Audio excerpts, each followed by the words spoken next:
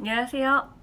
오늘 일요일 11월 3일이죠. 뉴스와이드에서 어떤 이야기를 했는지 일주일 건너뛰고 한번 짚어보는 시간을 갖겠습니다. 지난주에 제가 바쁘기도 했는데 조국 전 법무부 장관 이야기를 몇 주에 걸쳐 계속 하다 보니까 좀 지지부진하다라는 생각이 들었습니다. 또 조 전 장관이 이미 사퇴를 한 이후였는데 굳이 또 이야기를 계속 이어가는 것도 조금 지루한 감이 없지 않아서 한 주를 쉬었고요. 제가 임의로 한 주를 쉬었고 이번 주에 다시 돌아왔습니다. 오늘은 국회 운영위 청와대 국정감사 이야기를 주로 나눴습니다. 국정감사가 지난 금요일부터 토요일 새벽까지 이루어졌는데요. 큰 소리가 많이 났죠. 여러 가지 내용들이 있었습니다만 크게 두 가지, 안보에 대한 문제를 거론을 했고요. 북한이 또 발사를 했죠, 방사포를. 그리고 두 번째, 인사 실패에 대한 이야기. 조국 전 법무부 장관 인사 실패에 대한 이야기, 그러니까 이거 누군가 책임을 져야 한다라는 두 가지 이야기, 큰 갈래로는 그렇게 있었습니다. 그 정의용 실장과 나경원 원내대표가 안보에 대해서 질의응답을 하던 중에요.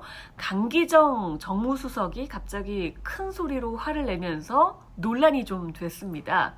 나경원 원내대표가 정의용 실장에게 안보가 불안한데 왜 지금 불안한 상황을 제대로 인식하지 않고 있는 거냐, 불안하지 않다고 하면 안 불안한 거냐, 웃기지 말라 라는 식으로 얘기를 하니까 강기정 수석이 갑자기 우기다니 우기다고 말하다니 뭐라고 하면서 이제 화를 냈어요.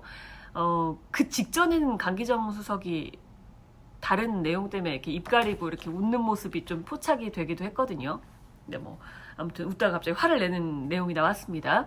그러니까 나경원 원내대표도 가만히 있지 않고요. 강기정 정무수석 하면서 이제 화를 같이 냈습니다. 이렇게 큰 소리가 오갔는데 이걸 두고 청와대의 답변 태도에 좀 문제가 있다라는 이야기들이 좀 나왔습니다. 현 상황에서 청와대 경제수석이 우리나라 경제 지표에 대해서 제대로 알지 못하고 있다거나 아니면 이제 안보가 조금 불안할 수도 있는 상황에서 안보실장이 북한의 ICBM 관련해서 이동 발사가 어렵다라고 했는데 2017년에 이미 이동 발사에 성공한 바가 있죠. 군이 그렇게 이제 평가를 했기 때문에, 우리 군이 그렇게 평가를 했기 때문에 이거는 사실 바뀔 수 없는 전제 중에 하나인 것 같은데 그렇게 안보실장이 이야기를 했습니다. 물론 동탄이 미사일 발사장이 폐기되고 나면 ICBM 이동식 발사가 어렵다라는 이야기를 쓰긴 했는데요. 2017년 11월에 이동식 발사가 된 곳은 평안남도 평성이었거든요. 그게 어떤 근거가 있는지는 조금 더 분석을 해봐야 될 지점인 것 같긴 합니다. 인사 실패를 두고는요, 누군가 사퇴를 하거나 청와대가 조직 개편을 해야 한다 라는 얘기들이 나왔습니다. 특히 노영민 비서실장에게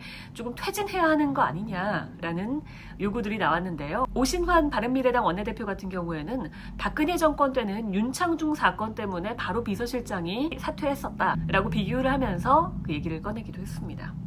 즉 한국당은 청와대 참모들이 뻔뻔한데 무능하다 라면서 인사개편하라고 요구를 했고, 민주당은 이번 정권이 실패하길 바라는 듯한 이 한국당의 태도가 더 큰 문제다라고 받아치기도 했습니다.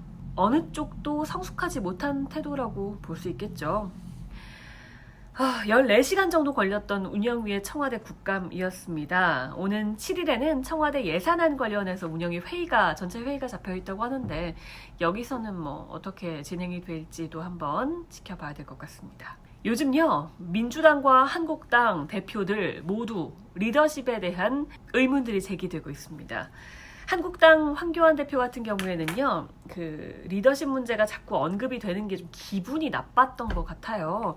물론 허허허허 웃으면서 대답하긴 했지만 잘 보면 뭔가 좀 화가 나 있는 듯 하기도 했고요. 그 리더십에 상처가 있다는 얘기가 있던데 라고 하니까 상처가 있다뇨 하면서 최고위원 누가 이렇게 말을 하더라, 뒤에서 얘기하지 말고 제대로 근거를 갖고 와서 얘기하라 라면서 조금 역정을 내기도 했거든요. 그러면서 내부 총질하지 말아라, 실수할 때도 있지 않느냐, 그러니까 못해도 잘했다고 격려해달라 라고 얘기하기도 했는데요.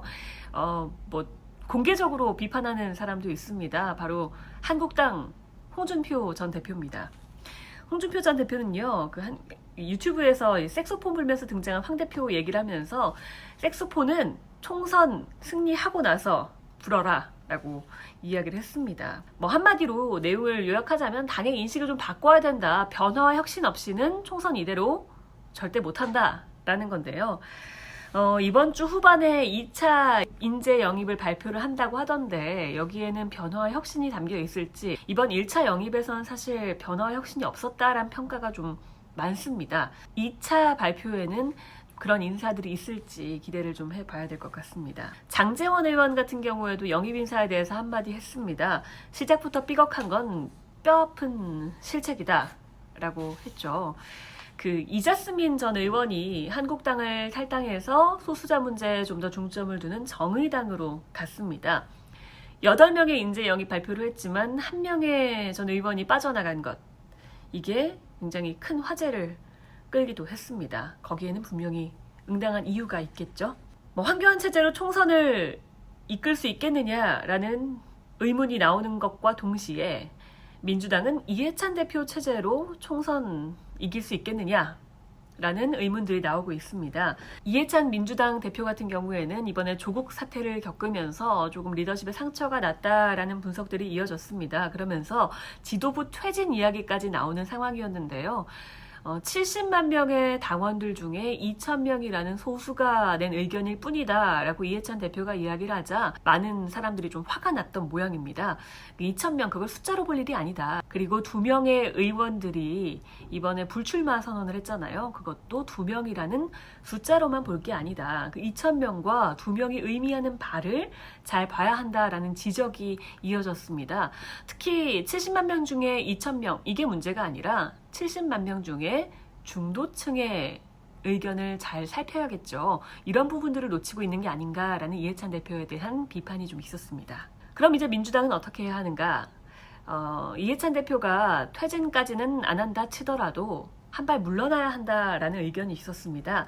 그러니까 선거대책본부, 선대본 체제로 이제 나아가야 한다. 근데 그렇게 되면 또 이낙연 총리 이야기를 안 할 수가 없겠죠. 이낙연 총리가 하루빨리 등판해야 한다라는 목소리들이 지금 이어지고 있습니다.